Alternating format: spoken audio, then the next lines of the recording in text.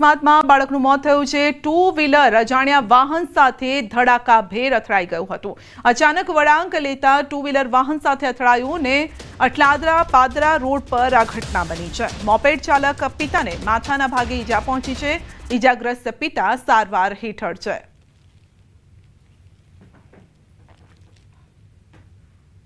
કોર્પોરેશને કહેવા માંગુ છે કે દિવાળીના તહેવારોમાં તમે આજુબાજુના વિસ્તારમાં જે લાઇટિંગ કરી રહ્યા છો એ લાઇટિંગ આ રોડ પર બી કરો જરા, તો કોઈનો જીવ જતો બચે, કોઈની દિવાળી બગડે ના।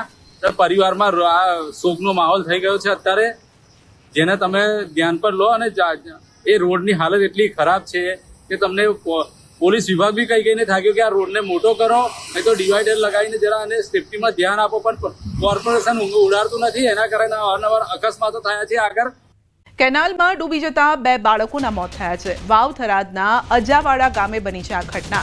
કેનાલમાં પાણી પીવા ગયા અને પગ લપસી ગયાનું પ્રાથમિક અનુમાન છે। ઘટનાની જાણ થતાં થરાદ પોલીસ સહિત ફાયરની ટીમો ઘટનાસ્થળે પહોંચી બંને બાળકોના મૃતદેહને કેનાલ બહાર કાઢી ખસેડ્યા છે। પીએમ અર્થે થરાદ પંથકમાં 2 બાળકોના મોતનો કિસ્સો અરેરાટી ફેલાઈ ગઈ છે આ કિસ્સાથી।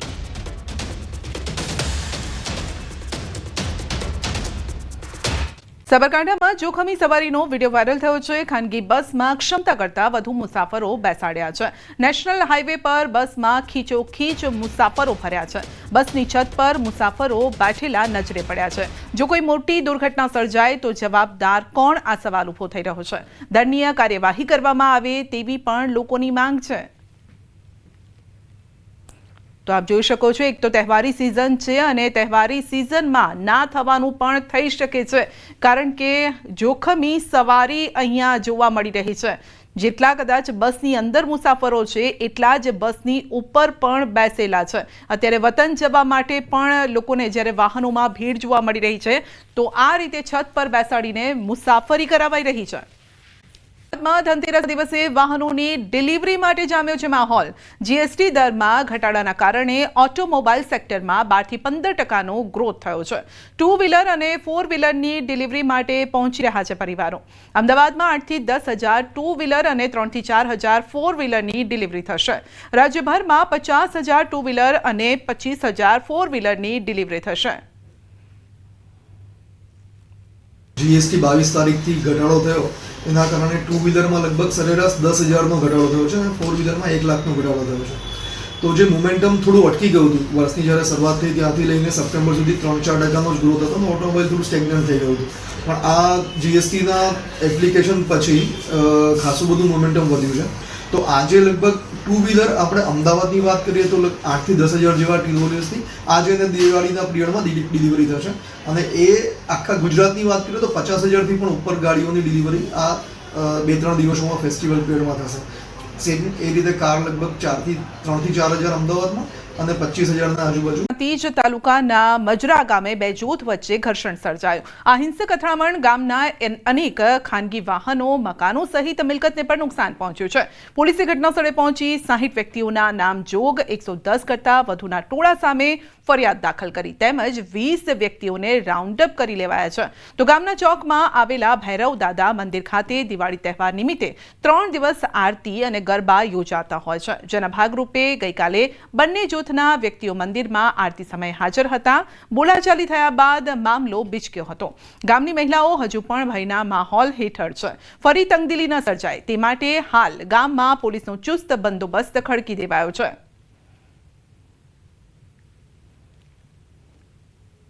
સોમનાથ મંદિર છે ત્યાં ગામમાં, એનો વહીવટ ગયા વર્ષ સુધી એક જૂથ કરતું હતું, આ વખતે બીજું જૂથ કરી રહ્યું છે। અગાઉ થોડા વર્ષો પહેલાં એક જૂથની દીકરીના લગ્ન અન્ય જૂથની વ્યક્તિ સાથે થયેલા છે। આ જૂની અદાવત બાબતે આ બનાવ બનવા પામેલ છે। અમે તો ઘરમાં છોકરાઓને લઈને સૂતા હતા, 50-60 માણસ આવી ગયું। અમારું ટ્રેક્ટર, ગાડી, પછી બાઇક, આ બધાના બાઇકો, બધાની બારીઓ, બધાનું બહુ બધું નુકસાન કર્યું છે। મારા છોકરાઓ દર્શન કરવા માટે ગયા તે ત્યાં છોકરાઓએ અમારા માળવા હેપતાના લોકો એમને 50-60 માણસ છે ને, તો અમારા ઘર આગળ આવી ગયું અમારા ઘર આગળ આવી ગયું ને પછી પથ્થર ને એ બધું લાકડી ને બધું લઈને આવ્યા હતા. અમારા છોકરાને બધાને ઈજા થઈ અને બારીના કાચ ને સાયકલ બી લઈ ગયા મારા છોકરાની 10,000ની. એ લોકો 50-60 માણસ આવી જોઈએ ખરું તે અમારા તો છોકરા બિચારા બહુ હતા નહીં અને એ લોકો તો બધું હાથે ઢેખારા ને લાકડીઓ દોતી ને બધું લઈને આવી જાય. સાબરકાંઠા જિલ્લાના પ્રાંતિજ તાલુકાના જે મદરા ગામમાં ગઈકાલે જે ભૈરવજીની આરતી બાદ જે પથરાવ થયો હતો ને બે જૂથ વચ્ચે અથડામણ સર્જાઈ હતી, જેના કારણે ગામમાં જે કેટલાક વાહનો અને કેટલીક જે ફોર વ્હીલર છે ફોર વ્હીલરને પણ તોડફોડ કરવામાં આવી હતી. દ્રશ્યોમાં જોઈ શકાય છે તે પ્રમાણે જે બાઇક છે બાઇકોને પણ તોડફોડ કરવામાં આવી હતી. આ ઉપરાંત જે ઇકો કાર છે ઇકો કારને પણ આગચંપી કરવામાં આવી હતી. આ ઉપરાંત જે મકાન છે મકાનમાં પણ જે પથ્થરમારો કરીને જે મકાનના જે કાચ બારી બારણાના કાચ એસી ઉપરાંત જે સાધનો છે તેમને પણ નુકસાન કરવામાં આવ્યું હતું. તો આ સમગ્ર મામલે જે પોલીસ દ્વારા જે કામગીરી કરવામાં આવી હતી ને તાત્કાલિક જે ઘટના સ્થળે પોલીસ પહોંચી હતી અને 110થી વધુના ટોળા સામે પોલીસ ફરિયાદ નોંધવામાં આવી હતી. તો ઉપરાંત આ જે ઘટના બધી ઘટનામાં 8થી 10 લોકો જે ઘાયલ થયા છે તેમને સારવાર અર્થે હિંમતનગર સિવિલમાં ખસેડવામાં આવ્યા છે. તો પોલીસે 20 જેટલા લોકોને રાઉન્ડ અપ કરીને આગળની કાર્યવાહી હાથ ધરી છે. ઈશાન પરમાર, ન્યૂઝ 18 ગુજરાતી, સાબરકાંઠા.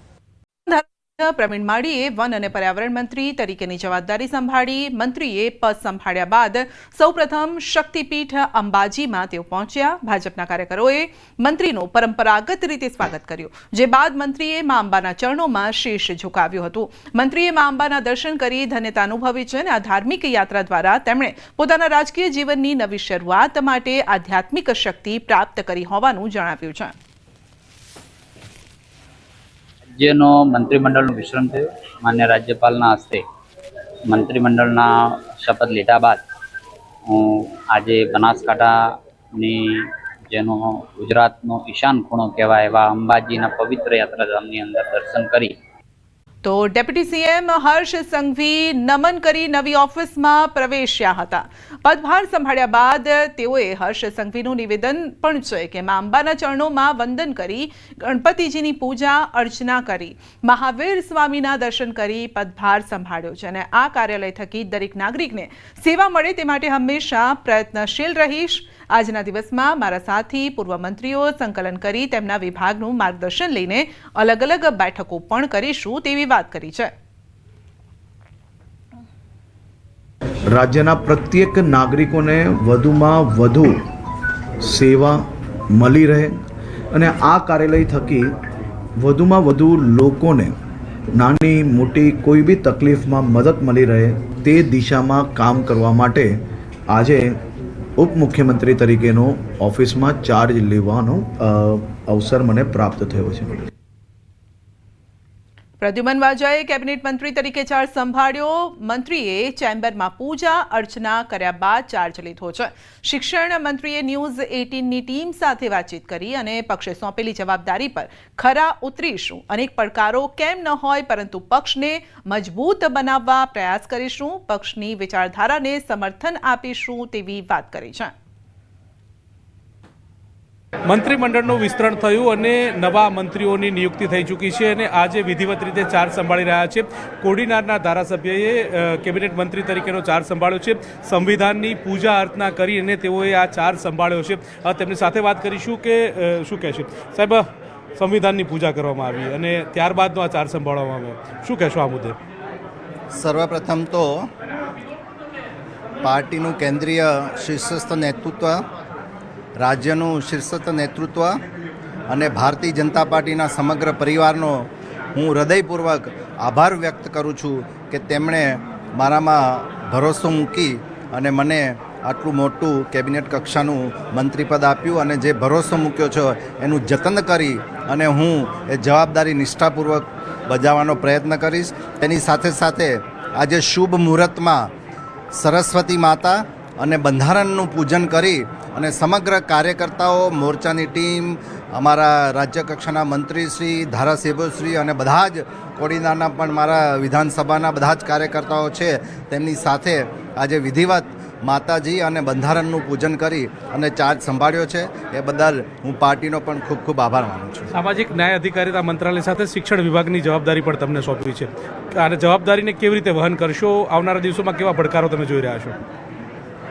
સર્વપ્રથમ તો મેં જેમ વાત કરી એમ કે સામાજિક ન્યાય અને અધિકારીતા અને શિક્ષણ વિભાગ આ ખૂબ જ અગત્યના આયામો એ સરકારના છે અને પાર્ટીએ મને જે ભરોસો મૂક્યો છે કે આમાં જે પણ આયામોમાં આપણે જે પડકારો હશે તેનો બધા જ સાથે મળી અને અમે એનો 100% સફળતાપૂર્વક અમે ઉકેલ લાવવાનો પ્રયાસ કરીશું.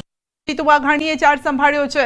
કૃષિ, સહકારિતા, પશુપાલન જેવી મહત્વની જવાબદારી તેમને મળી છે. જીતુ વાઘાણીએ આ અંગે વાત કરી. મંત્રીએ દાવો કર્યો છે કે પ્રાકૃતિક ખેતી તરફ વધુ ધ્યાન કેન્દ્રિત કરીશું. ખેડૂતો માટે બનશે એટલા તમામ પ્રયાસો પણ કરવામાં આવશે. જ્યાં પણ જેવી પણ મારે કામ કરવું પડે એના માટે મારી તત્પરતા છે અને જે કંઈ નાના મોટા સુધારા વધારા કરવા પડે તો ચોક્કસ કરીશું.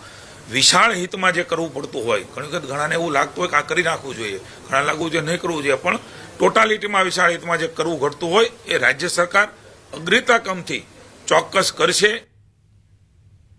તો જીતુ વાઘાણીએ પદભાર સંભાળ્યો છે કારણ કે મોટી જવાબદારી પણ છે. ગુજરાતમાં ખાસ કરીને ખેડૂતોના પ્રશ્નો પણ સમયાંતરે જોવા આપણને મળતા હોય છે. કુદરતી આપદા પણ એક મોટો ભાગ ભજવતું હોય છે આ પ્રશ્નોને લઈને. તો આ તમામ સમસ્યાઓ હલ કરવાની પણ જવાબદારી હવે તેમના શિરે રહેવાની છે. ઘણા બધા પડકારો પણ રહેવાના છે. ત્યારે આ તમામ બાબતને લઈને તેઓએ વાતચીત કરી હતી કે ખેડૂતો માટે જેટલું બનશે તેટલી બધી જ મદદ આપવામાં આવશે, પ્રયત્નો થશે. આના મંત્રીમંડળની રચના થયા બાદ આજે નાયબ મુખ્યમંત્રી હર્ષ સંઘવી સહિત 11 મંત્રીએ પદભાર સંભાળી લીધો છે.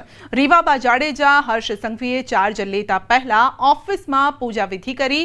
આજે હર્ષ સંઘવી સહિત 11 મંત્રીઓએ પદભાર સંભાળ્યો. આદિજાતિ વિકાસ મંત્રી નરેશ પટેલે અને શ્રમ રોજગાર મંત્રી કાંતિ અમૃત્યાએ પણ શુભ વિજય મુહૂર્તમાં મંત્રી તરીકેનો ચાર્જ સંભાળીને પોતાના કાર્યની શરૂઆત કરી છે. અને જ્યારે અમરેલીના યુવા ધારાસભ્ય કૌશિક વેકરિયાએ રાજ્યકક્ષાના મંત્રી તરીકે ચાર્જ સંભાળ્યો છે. બીજી તરફ મંત્રી પ્રવીણ માળીએ ચાર્જ સંભાળતા પહેલા અંબાજી ખાતે મા અંબાના દર્શન કરી આશીર્વાદ મેળવ્યા અને રાજ્યના ઉત્તમ વહીવટ માટે પ્રાર્થના કરી.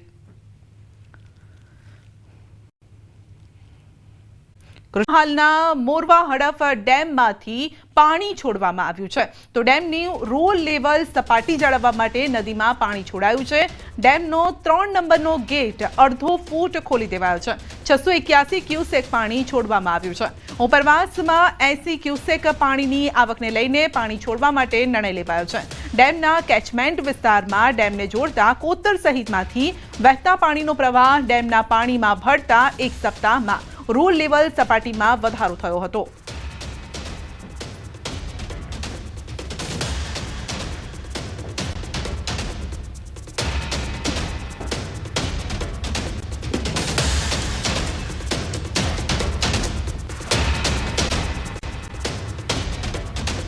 આ તરફ સુરતના વાતાવરણમાં પણ આવ્યો છે પલટો. વેસુ વિસ્તારમાં ભારે પવન સાથે વરસાદ.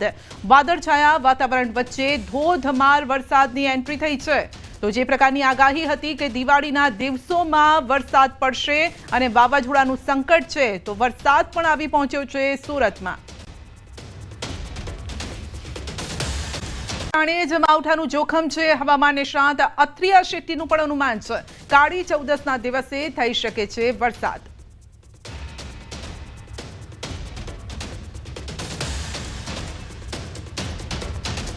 દિવાળીના તહેવારમાં આવ્યું છે એક સંકટ. જી હા, દિવાળીના તહેવારમાં સંકટ ઘેરાઈ રહ્યું છે.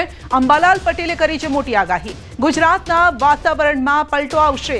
19 ઓક્ટોબરથી સક્રિય થશે વાવાઝોડું. અરબ સાગરમાં મજબૂત બનશે વાવાઝોડું. દક્ષિણ ભારત અને રાજસ્થાનમાં વરસાદની શક્યતા છે. 150 કિલોમીટરની ઝડપે ફૂંકાઈ શકે છે પવન.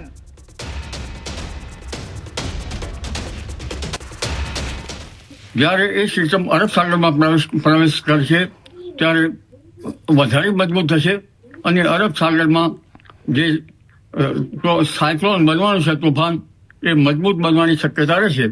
અને આ સાયક્લોનની ગતિવિધિ કદાચ પશ્ચિમમાં ગુજરાતના ભાગો પર થઈને લગભગ રાજસ્થાનના ભાગોમાં થઈને પાકિસ્તાનના સરહદના ભાગોમાં થઈને ઉપર જવાની શક્યતા રહેશે. એટલે માસના અંતિમ સમયમાં વેસ્ટર્ન ડિસ્ટર્બન્સ, અરબ સાગરનો ભેજ તોફાનના કારણે અને બંગાળ સાગરમાં ભારે તોફાનના કારણે તેનો ભેજ આવશે. બંગાળ સાગરમાં તો લગભગ 150 કિલોમીટરથી વધારે બરાબરના પવનો ફૂંકાવાની શક્યતા રહેશે અને ત્યારબાદ પણ એક સાયક્લોન બનવાની શક્યતા રહેશે. તો 24 ઓક્ટોબરથી વાતાવરણમાં પલટો પણ આવશે. વેસ્ટર્ન ડિસ્ટર્બન્સના કારણે ભારે વરસાદ થશે. દક્ષિણ ગુજરાતમાં ભારે વરસાદની શક્યતા છે. સમુદ્રમાં ભારે પવન પણ ફૂંકાશે. કાંઠા વિસ્તારમાં ભારે વરસાદ થઈ શકે છે.